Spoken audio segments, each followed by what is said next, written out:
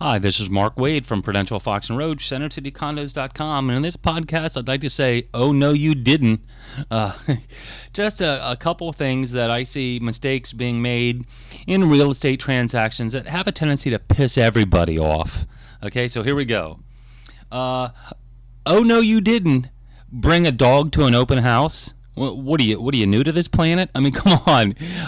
If the sellers are allergic to dogs, or they have a cat, or they have another dog in the property, or if you're a buyer and you brought your dog on tour with you to look at houses, oh no you didn't.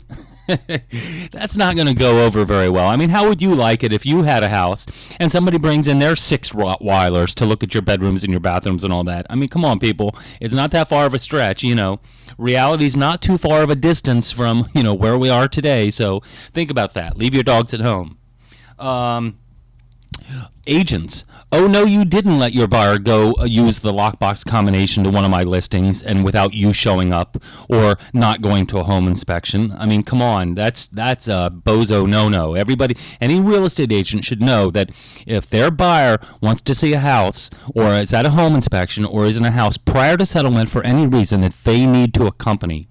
And I don't give a crap if you're sitting on the beach or you're out drinking. There are some lazy realtors out there that really get my goat when they're like, oh, I'm just going to send my buyer. Now, if you're just going to send your buyer to an open house, that's fine because I'm going to be there or another agent's going to be there. That's fine. But just giving your buyer the lockbox combination to a house, that is awful. That's horrible. So anyway, another agent no-no. Please tell me you didn't tell your buyer that they could move stuff in prior to settlement. Well, like, you'd have to be new to this planet. Did I already say that? Anyway, no, buyers cannot move or take possession prior to settlement under any circumstances, unless, of course, the buyers and seller agree to it and it's in writing and it's the I's are dotted and the T's are crossed.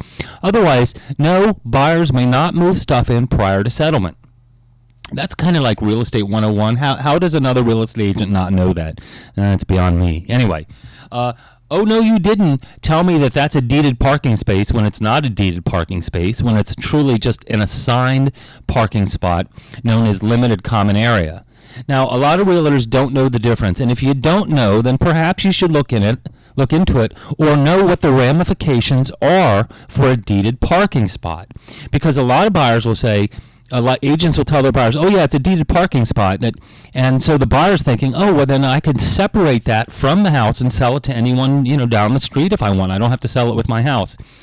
Deeded or assigned parking known as limited common area. You still have parking, but it's the definition, the use and enjoyment of that can be different. So if you don't know, it's best not to throw the word deeded out there unless you know for sure whether or not it's deeded.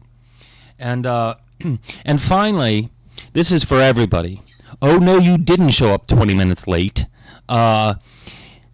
If a buyer calls and they say, okay, we're going to meet at noontime on a Saturday and we're going to see these 8 things, you have to realize, buyers and other agents, that I have scheduled your appointments based upon their location, the time that the seller has allowed me in, whether or not the seller's going to be away with the nanny or with the kids, or the dog, or the alarm's going to be set, or the alarm's not going to be set, or other agents are going to meet me within this specific time. So if we set a time up to see properties, you really need to be prompt. And you need to be there when we agree that you're going to be there, because there are so many things, and I understand that potential buyers don't get this. They don't understand that there's a long chain, sequence of things that have to happen. For instance, some sellers will only allow me into a house between 12 and 12:30. The window is very narrow. If we show up an hour late and they have set their alarm, that could be a real problem, because if we show up late and I don't get the alarm code and the alarm's going off, then the police show up and we all look like idiots. There was this one agent who I dislike a lot. Get this. So I said to the agent, he said, well, I'd like to show the property between 12 and 12:30. I said, that's fine. Just don't show up after 12:30. Doesn't he show up at 9:45 in the morning?